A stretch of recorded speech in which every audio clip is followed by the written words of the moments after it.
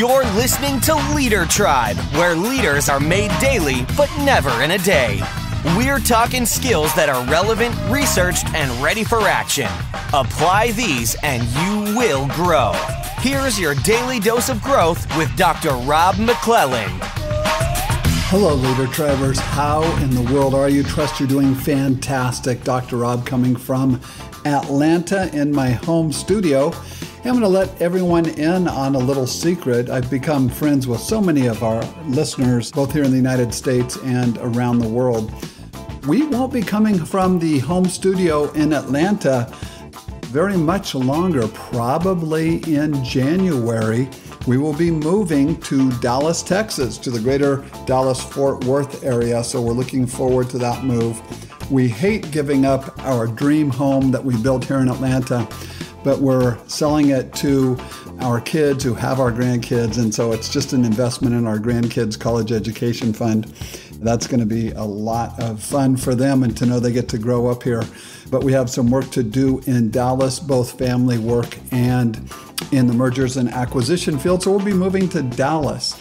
This week on LeaderTribe, I'm going to go back and reteach some material that I have accessed before. As a matter of fact, we're in the mid 400s on our episode numbers, and so over 400 and about 450 episodes at this point of the LeaderTribe, Your Daily Dose of Growth podcast. But here's what I have discovered. The ones that I did the first week, I was recently teaching some of the principles from those particular episodes, actually from that study that I had talked about way back then. And I found out that there's multiple applications. And so this is just one of my favorite Harvard Business Review articles of all time. It's called What Great CEOs Do Differently. It is from the Harvard Business Review Journal, May-June 2017. So the research itself is a little over 2 years old by now, but it's just some of the best out there. And I think it is some of the least actually put into practice. And so today we're going to talk about that a little bit more, what they discovered after 10 years of research and looking at the numbers is that some of the Fortune 500 companies continue to excel while others, exactly 25% of Fortune 500 CEOs had been fired. And so they looked at all the data over 10 years. Why did some guys get fired, some ladies get fired, and why did some ladies and some gentlemen just excel? And so they compared the bottom 25%, those who had been fired, to the top 10% to say what were they doing differently, and they discovered 4 things that the very best of the best did over and over and over again. And you'll remember here at LeaderTribe, I always want to take that type of research and say, is this something that you can only apply if you're running a huge company, or is this something that you can apply in your own life? And discovered it is something that you and I can apply every single day. So there were 4 things. I'm going to hit number 1 today, and actually I'll finish it tomorrow. And so we'll finish up number 1 and then number 2 tomorrow. And then on Wednesday and Thursday, we'll hit the other 2, wrapping it up for the week. So again, going back to this study, I've talked about it before, I've written about it before, but I found some new applications for it.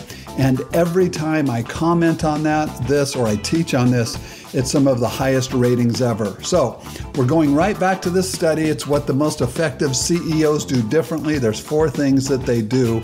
The first one is they decide with speed and conviction. They decide with speed and conviction. When they have to make a decision, they are able to make a decision. And you say, wow, Rob, how do they get all those decisions right? And the answer is, they don't. Can you believe it? They don't get all those decisions right, but they are willing to decide as soon as they have 65 to 70% of the information that they need. They are willing to make the decision and go for it. And then once in a while, it turns out it was a bad decision. So you know what they do? They say, stop the presses. That was a bad decision. And they will change their decision. They won't try to hide it. They'll be the ones who are stepping up to the microphone saying, hey, we made this decision 3 weeks ago. We found out it was a very bad decision. Here's why. We didn't understand some of these downstream consequences at the time. And so we're no longer going to do that. Here's what we're going to do instead. And they will change directions. And that is so much better than making no decision at all. Then a no decision slows down the entire company.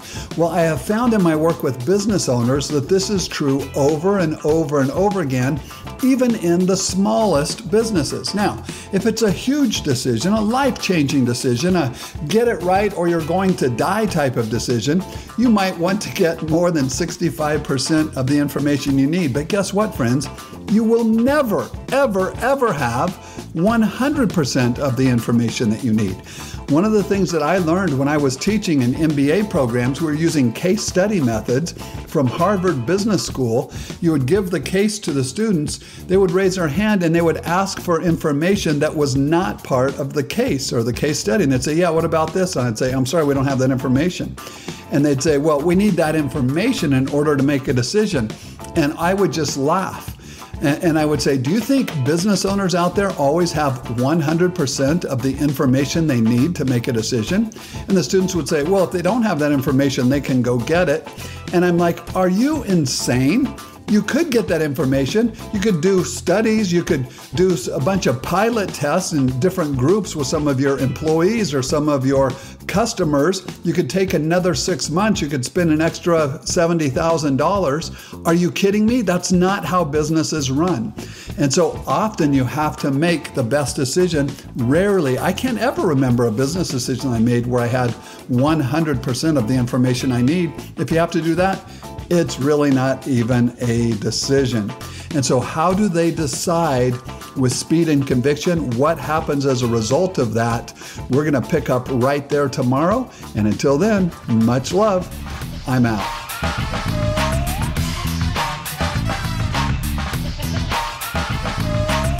Hello, LeaderTribers. Dr. Rob here. We are in a great week. We're talking about the 4 things the most successful CEOs do differently. And who cares about the fact that they're CEOs, because it's things that you and I can do differently in our life. This all came from a research article after a 10-year study. We are looking at the first thing. They actually, when I say they, the ladies and gentlemen who are at the top of the food chain leading these big companies, the number one thing that sets them apart from the people who actually were at the bottom of the food chain is they decide things with speed and conviction. First thing they noticed in the data is that people who were described as decisive were 12 times more likely to be high-performing CEOs. And so how would you get that data? Well, let's just pretend that the bottom performers, they were described as decisive 6% of the time. Well, the highest performing CEOs, those who were in the top 10%, they were being described as decisive 72% of the time. So there you get the 12 times. It's just 12 times 6 equals 72. So that's where they come up with those numbers. Let's just say it this way. If you are decisive, you are far, far more likely to be looked at as successful as well. Now, because they're decisive, that doesn't mean they just make all these decisions, they'd shoot from the hip, they wouldn't get any information. Again, we talked about that yesterday. Once they have about 65 to 70% of the information they think they're going to need, somewhere in there they'll have the confidence like, okay, it looks like this is direction. Are we ready to make this decision now, knowing that it might jump up and bite us, but it really looks like this is the direction that we should go. And at that point, they are willing to make the decision. So good CEOs realize that a wrong decision is often better than no decision because you can fix a wrong decision.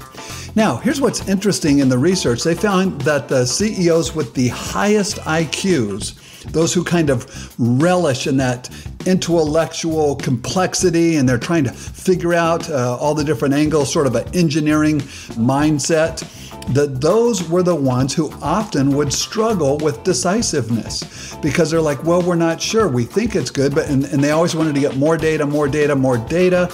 As a result, they wouldn't get to the brass tacks to make the decisions they need. And then here's what I found incredibly interesting in the study, and this is a quote.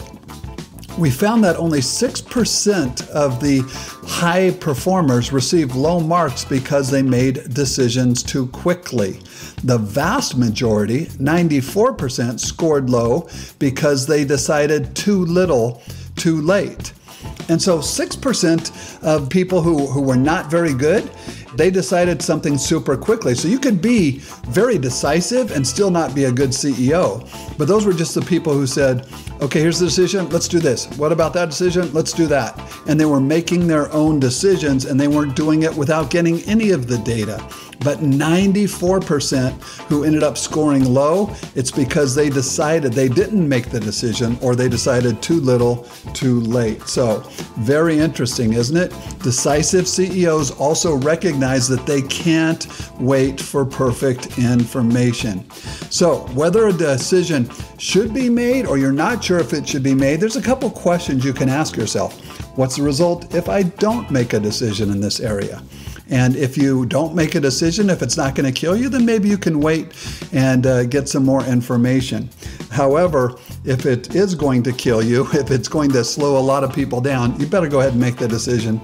And then the last thing I want to say about this particular area, actually, I'll read this quote from the article. It says this: we found that among CEOs who were fired over issues related to decision making, only 1/3 lost their jobs because they'd made bad calls. The rest were ousted for being indecisive.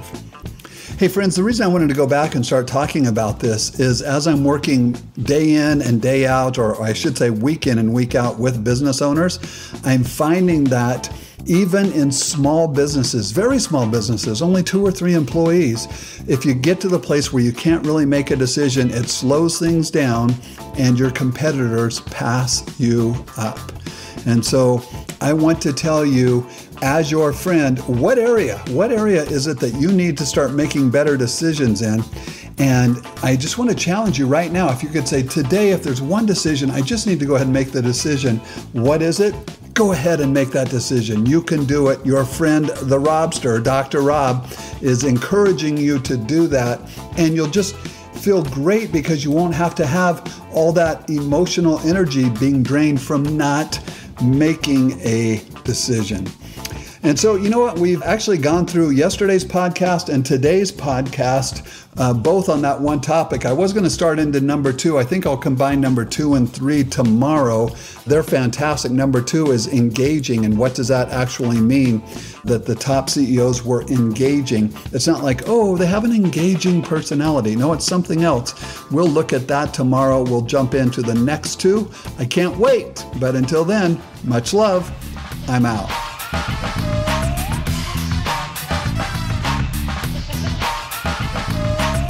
Hello, LeaderTribers. Welcome to day 3 of this week. We're talking about 4 things the most successful CEOs do over and over and over again. But it's not just them. I'm just going to go with this. The most successful people. People who have to lead themselves, lead their families, lead small teams. These are critical competencies, and it's fun to look at them together with you. So, how in the world are you? Trust you're doing fantastic. We only have a few minutes together today, so put on your seatbelts. Are you ready? Here we go. This is from the article we mentioned on Monday, Harvard Business Review, May-June issue 2017. And we are talking today about 2 different things. That the most successful people are those who are engaging for impact. We're going to spend a few moments on that and then jump right into adapting, being proactive in the way that you adapt to change. Here we go. Once CEOs or once people set a clear course for business, they must get buy-in among the other peoples on their teams. So if you're leading a team, and I don't care if this is a sports team, a business team, but specifically in this article, they're looking at business teams, they're looking at CEO level people, you have to get buy-ins from the other people. That would mean your team, your employees, your stakeholders, your customers. How do you get buy-in at those levels? What we found in this research article is that strong performers balance insight into their stakeholders or their customers with an unrelenting focus still on business results. What are the results that we need to get? What are our goals? What's our budget? What do we expect for revenue goals?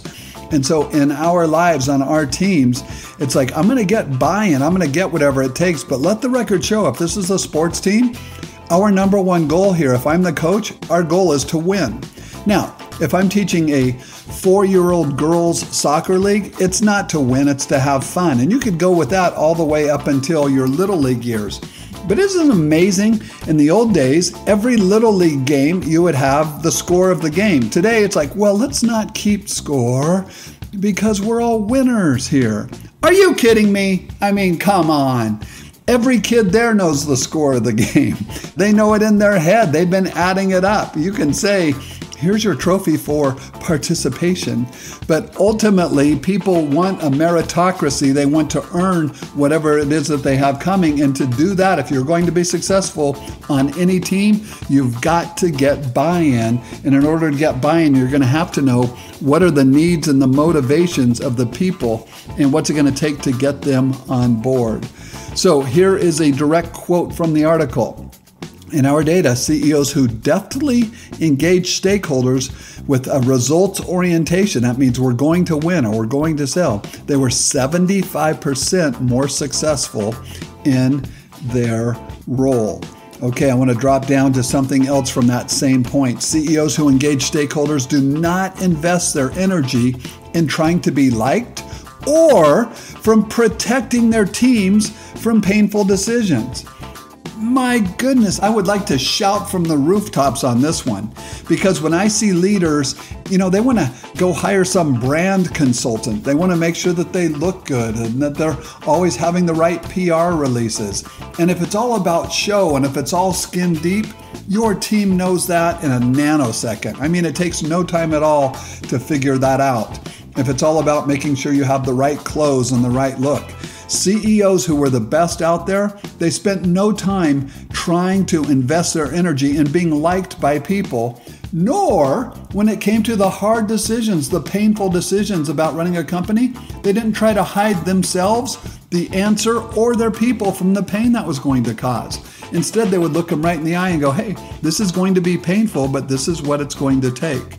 And so if you're leading yourself, your team, your family, dealing with those things which are painful and dealing with them in an upfront and honest way, it's unbelievable how much more successful you will be versus the people who try to hide that or always look like they're doing okay. Finally, on this one, I want to go to the opposite end of the spectrum. The CEOs who got fired, the people who did the worst. Guess what? Both of those behaviors, trying to make yourself look good and trying to protect other people from the painful decisions, both of those were commonly seen in the lowest performing CEOs. Friends, don't do it. Your performance will suffer. People will not respect you as much. And so the key here is everybody has a voice, but not everybody has a vote. That means you are going to engage with people, argue with people, listen to people. You're going to be dialed in with people. You're going to want to get the right feedback from people. But don't let that confuse them with the fact that they think you're going to take a vote at the end of the day. You are still the leader in charge. And so that all falls under the category of engaging people for impact. The next one was adapting proactively. Adapting proactively. In more modern language, we've been talking about this. We talk about reinventing yourself. Our analyst shows that CEOs who excel at adapting are 6.7 times more likely to succeed. That's what came out in the research. But listen to this, and this is where I think you can get the biggest gains here as far as adapting who you are and how you look at things. Here it is. Most CEOs know that they have to divide their attention among short, medium, and long-term perspectives. But the adaptable CEOs who spent the most time, as much as 50% of their time, thinking about the long term, those were the ones who were significantly more successful. Why is that? If I spend time thinking about the future and thinking about how that affects me or my family, or making long-term goals, not just short-term goals, not just saying, what do I have to get done this week or tomorrow or by the end of the month, but saying, at the end of this year, how do I want my family to be different? How do I want my business to be different? Over the next 2 years, what are some major choices we need to make?